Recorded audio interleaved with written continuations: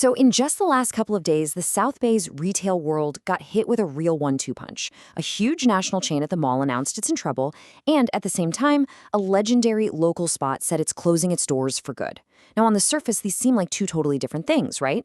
But what we're seeing is that they're really two sides of the same coin, a huge shift that is happening right now in our community. Let's just dig right into it. On one hand, you have this big corporate bankruptcy of a store you see in every mall. On the other, you have the really personal, heartfelt goodbye of a neighborhood favorite.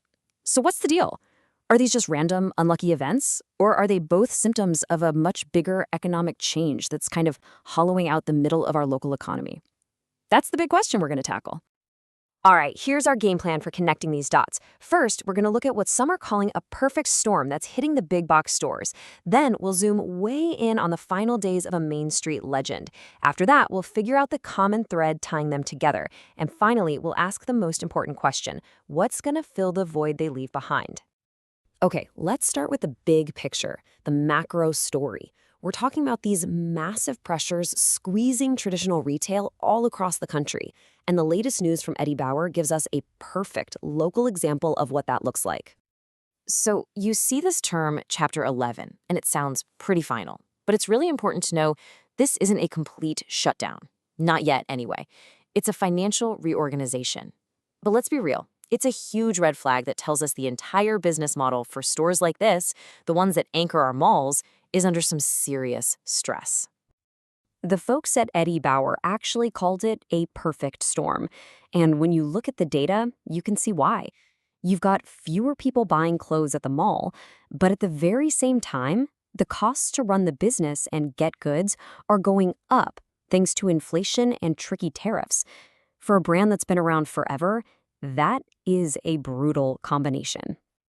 And boom, here's where a national story hits us right here at home. A corporate decision made somewhere else creates instant uncertainty for one of our biggest local shopping centers, the Amo Fashion Center. That store and all the people who work there are now caught right in the middle of this huge corporate reshuffling. And look, the scale of this is just massive. We're talking about 180 stores starting liquidation sales. This isn't just about a couple of underperforming spots.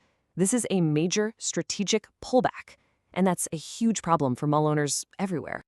So this creates a double whammy for the South Bay. For the mall owner, you've suddenly got a big empty space that's going to be really, really hard to fill when fewer people want that kind of store. And for our community, it means local workers, who are already dealing with the crazy high cost of living here, are now facing the threat of losing their jobs. Okay, now let's completely shift gears. Let's go from the giant impersonal mall to the heart and soul of our community, Main Street. The pressures here feel a little different, but believe me, the erosion is just as real, and it feels a whole lot more personal.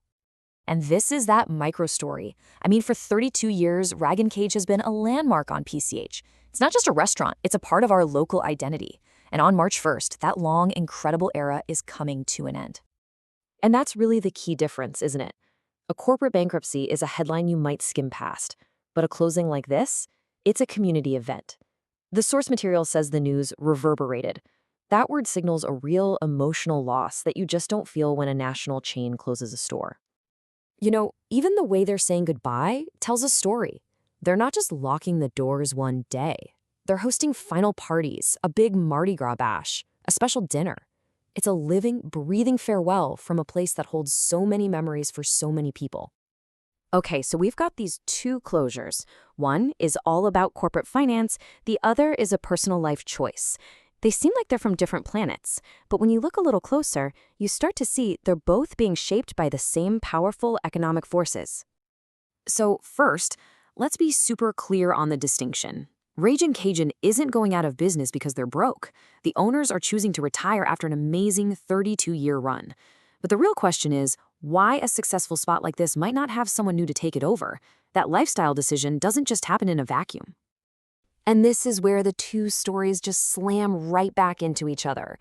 Because the question isn't just about why the owners are retiring. It's about what could possibly replace them. Any new, independent person with a dream would face the exact same pressures, crushing the big guys. Insane costs for labor, insurance, and rent. The hurdles to get started are just immense. And that is the common denominator. Which brings us to, honestly, the most important part of all of this.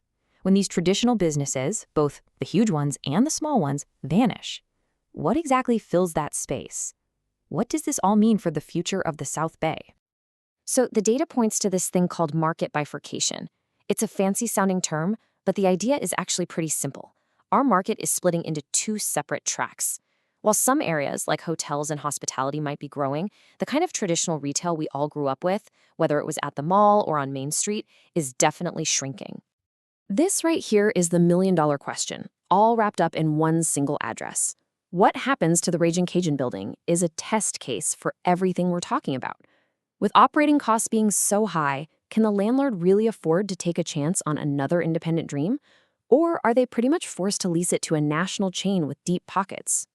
Ultimately, what happens to that one building is really a preview for the entire South Bay. As these traditional places, big and small, disappear, the empty spaces they leave behind will probably be filled by businesses that can afford the incredibly high price of entry.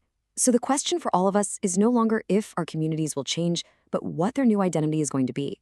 Will it be a unique collection of local gems, or will it be another homogeneous strip of national chains?